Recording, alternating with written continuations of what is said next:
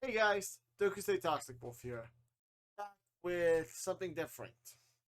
Normally I do reactions and live streams if you've seen my Seitaro Plays Fantasy Star Online 2, along with my Solaris Plays Final Fantasy 14. Today I'm going to be doing something different. Today I'm going to be explaining the origin of Seitaro Rose and how he came to be. What's so special about him, his semblance, it's all of it. I'm going to be explaining all of it. So, we're starting things off with, where he came from. Who are his parents? His mother is, of course, as you all can tell by the last name, his mother is Ruby Rose, as one of the many silver-eyed warriors. And in fact, Seitaro is also a silver-eyed warrior, because he inherited the silver eyes from his mother. So, so just like how Ruby inherited her silver eyes from Summer, the Toro ended up inheriting his silver eyes from his mother. He actually has a twin sister named Relina Rose, but I'll leave that to my friend Zeno Evie. I'll let him explain her origin because he is the one that created both Relina and Seitaro's number one friend, but also his greatest rival, Fafnir Fall. If you're wondering, you can already guess who his mother is, Cinder Fall. But with Seitaro, his origin starts off like this. He wasn't always a katana user. That was always his father. Well, his father was more of like a broadsword type user, like a two-handed broadsword. However, with Seitaro, he's different, so to speak.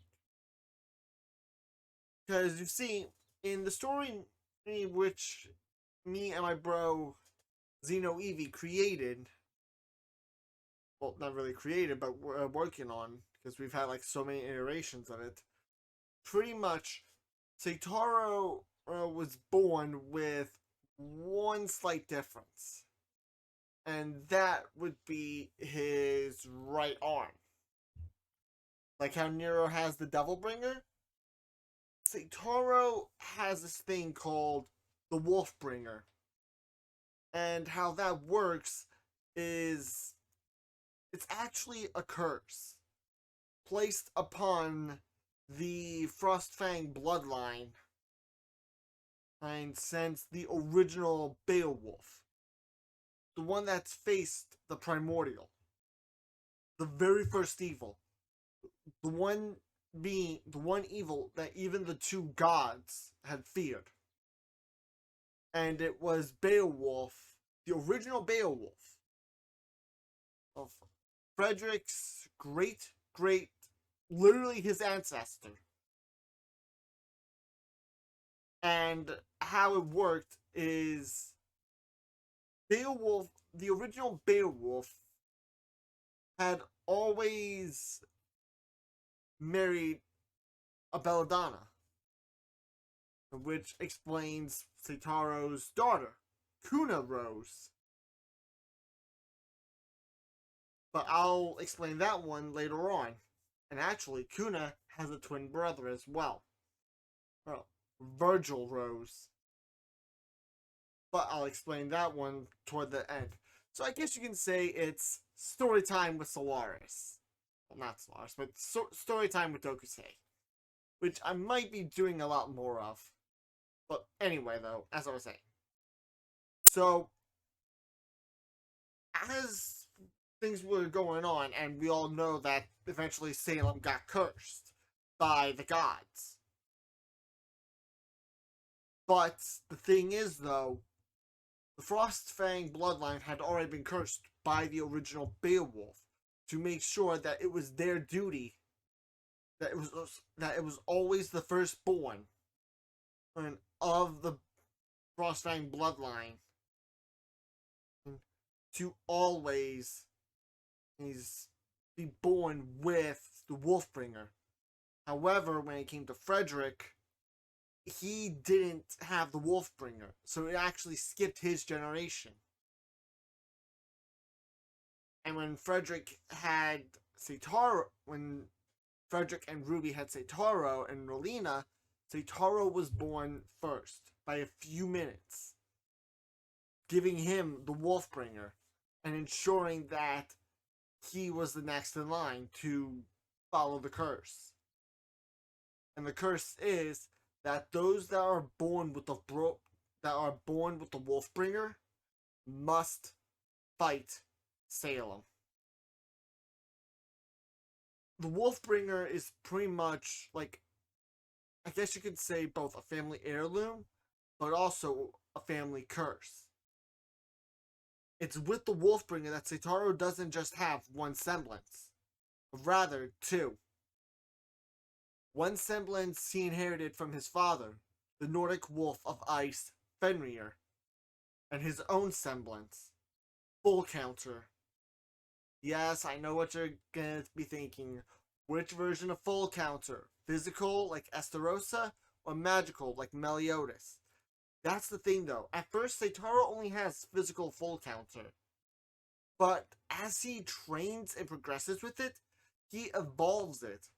So it's no longer a normal Full Counter. It's known as the Full Storm, which allows him to do both magical and physical Full Counter. But with Fenrir being his second semblance, he ended up gaining a title. And that title is known as the Wolf Sin of Wrath. Yes, I know, Seven Deadly Sins reference right there. That's the whole point. With Seitaro's generation, how it works is with the original Beowulf, well, since his time, there's always been 7 guardians. 7 sins. Beowulf led the original Beowulf led the first generation of the 7 deadly sins. And then it was his son, Soma Vengeance. And then his son, being the next Beowulf. And so on and so on. All the way up to Seitaro. And with each generation, they are always stronger than the previous. Meaning Seitaro's children, Virgil and Kuna, they're in fact stronger than him. Once they're able to fully tap into the power, they are without a doubt stronger than Seitaro. And with Seitaro, with his sister Rolina, she actually has her own semblance called Mimic. Anything she sees, let it be show, manga, video game, whatever, or even actual combat, she can copy it. And by doing so, she has seen the show 7 Deadly Sins, and we know how demons have 7 hearts. Well, that's the thing though, because the demons have 7 hearts, and Relina saw that, due to her semblance being Mimic, she ended up gaining the 6 extra hearts. And with Seitaro, bro, just like with Meliodas, he has unbelievable strength. But I'll explain that one later on. As for why he was never always a katana user, that's the thing though. When Frederick passed away during a mission, Ruby trained Seitaro to try and use Scythe. At first he was okay, but when Beacon came and he faced his now best friend and rival, Fafnir broke the wooden scythe and clean off the handle, so Seitaro ended up going a Zanaku type style. you all have seen Power Rangers Wild Force, you know who I'm talking about. The Duke Orc Zanaku. How he had that crested blade. Which, by the way, really sick. Love the design of it. So Seitaro ended up using the Wolfbringer to actually break some hole, like take some, like put some holes into the part of the site that was the back end of it, the spine.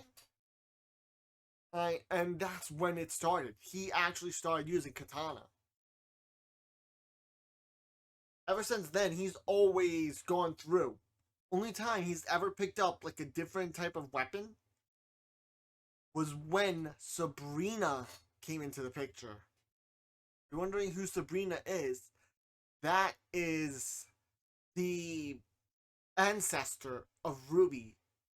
We know all about spring, summer, fall, winter. We know about the four maidens. But in the story me and my friend and my brother Zeno Evie work on, we incorporated a fifth maiden, known as the Quantum Maiden. This maiden has the ability to travel through time and send others back. And of course, when Fafnir and Seitaro became best friends, Cinder decided, you know what, yeah, maybe it's time we like bury the past and try to work toward a new future. And so that happened. She went to Ruby, they talked at dinner, and eventually they became best friends. Not really best friends, but they became friends. And during this time, like a couple days afterwards, when Seitaro, Rolina, and Fafnir were walking back to the Frostfang Forge, Ruby was killed by a new type of Grim created by Salem. We all know about the Hound, but this Grim is like far worse. This type of Grim, me and my bro created in our heads. We always wondered what would happen if Salem really put effort into creating a Grim. And so we came up with 3 theoretical abilities: self-recover, self-adapting, and self-evolving. Ruby tried to kill this Grim using Crescent Rose, but she's been so out of fighting for a while, that she was rusty. She was able to get a few hits in, but because of this Grim's self-recover ability, all the damage that Ruby dealt just healed instantly. Because it healed instantly, the second theoretical ability came in, self-adapting. Pretty much, it made it to where this thing won't get hit again in the same spot, which activated the third ability, self-evolving, or rather, self-replicating. How self-replicating works is that it's able to copy any weapon that hits it. Meaning, because it was always Crescent Rose's scythe form that hit it, it was able to turn its arm into that of a scythe, which ended up being what killed Ruby. And Seitaro, seeing his mother dead, he nearly lost it. But if it wasn't thanks for Fafnir, his cousin Liger and Leon, his cousins Liger and Leon, along with his friend Artemis. Well, let's see. Seitaro, Fafnir, Leon, Liger, Artemis, Kylia, which I'll explain who Kylia is in a moment. No, wait, Yang had 3 kids in the story. Liger, Leon, and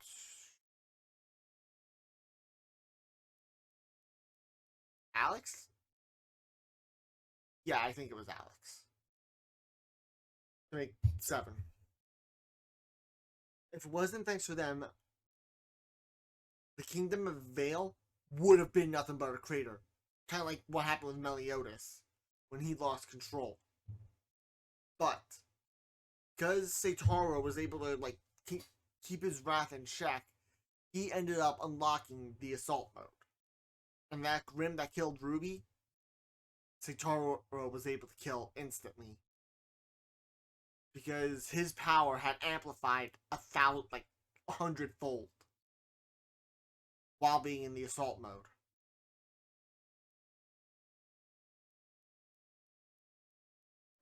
And thus, Seitaro had took Crescent Rose and Frederick's sword, broke them apart, melted them down, and made 2 gunblades.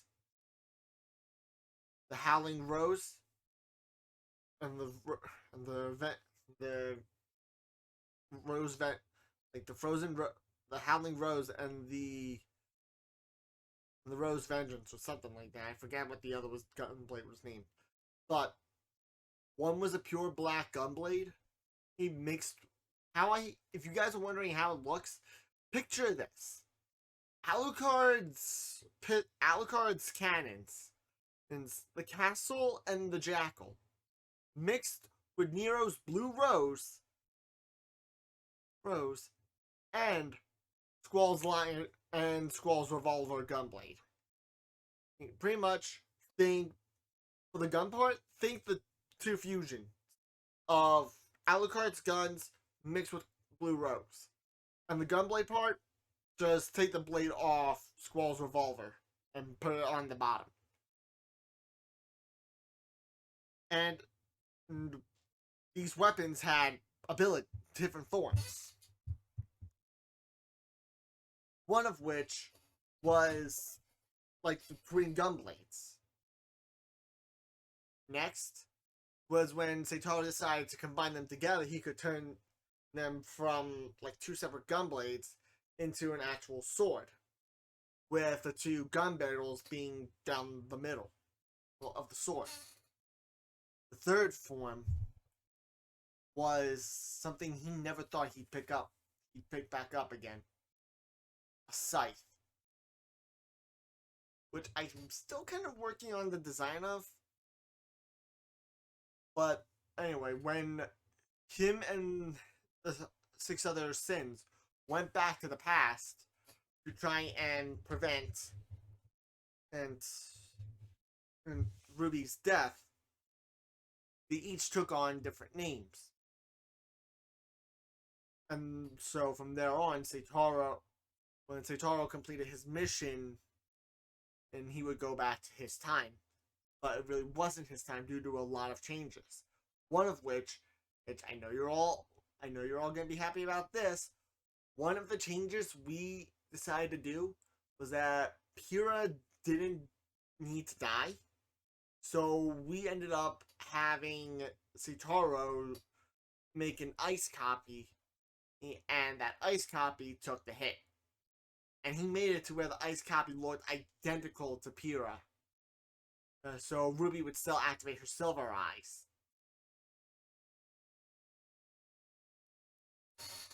And yeah. So that's pretty much Seitaro's origin. Now, as I did say, I was going to explain who Kylia is. Kylia is the daughter of Blake.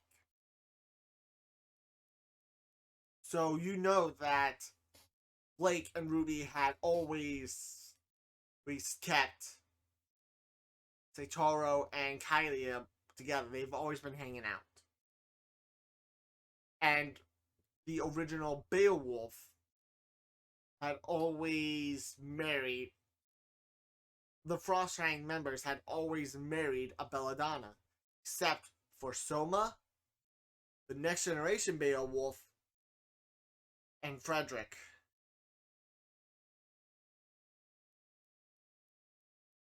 The 3 of them were the only ones that did not marry a belladonna.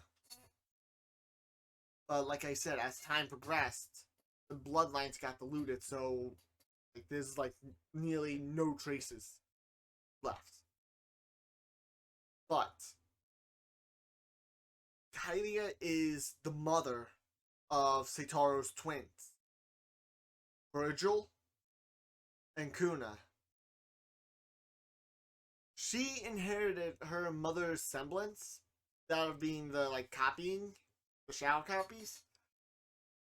But because she is the mate of Seitaro, she also ended up unlocking Fenrir, the female Nordic wolf of ice, mate to Fenrir, meaning Kylia and Seitaro were always bound by fate to be together. And so with that, uh, Kylia is one of the other sins. Seitaro is the wolf sin. Fafnir is the phoenix sin of pride. Artemis, dragon sin of gluttony, because we also kind of incorporated a little bit of Xenoblade Chronicles into the story with how Artemis came to be. Artemis, she came to be because her father was the Dark Ages.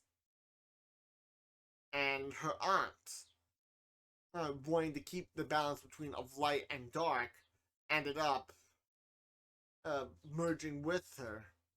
So Artemis has both the light Aegis and the dark Aegis within her, making her the dragon sin of gluttony. And because her father also happened to be a dragon, an Aegis that took the form of a dragon faunus. So I've explained 4 of the 7 sins. Liger is... Well, actually... Fafnir, Seitaro, Artemis. Kylia, she is the cat sin of envy. No, wait. Kylia is the cat sin of lust.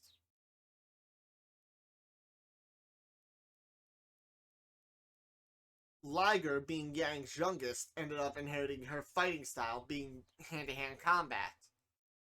But he is the lion sin of greed. He's the lion sin of greed. His younger brother, there is the wrath, pride, greed, lust, gluttony. Wrath, pride, greed, lust, gluttony. Missing envy and sloth.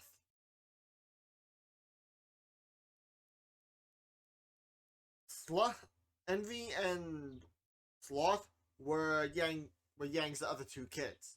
So Yang actually had 3 kids in total. Yang had 3 kids in total. Liger being the oldest. And as such, Seitaro, being the leader of that generation, would always be like head honcho. It got to the point where even Fafnir was like, "Yeah, I may be the one that stand above. I may be the one that stand above all races, but there is one that stands above me."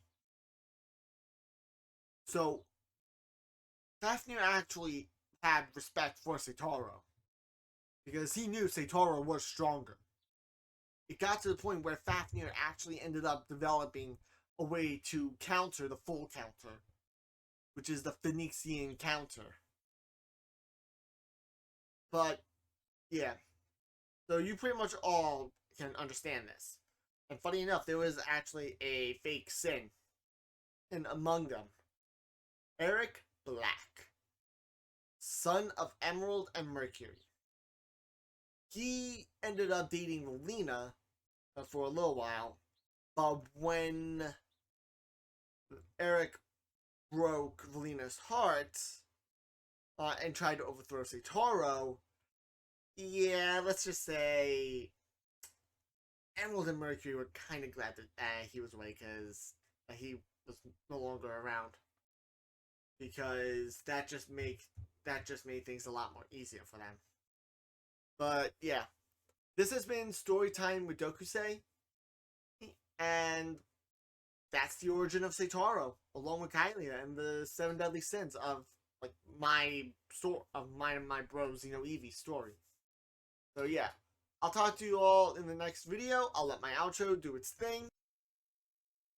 If you guys are new to the channel, be sure to leave a like on the video and comment down below, along with subscribing and turning on that notification bell so you don't miss another upload or when I go live. If you guys are already returning subscribers, you should already know to have that like button hit, along with commenting down below and having that notification bell turned on. Now, if you guys don't mind, I'm gonna go deal with Mega Masquerade.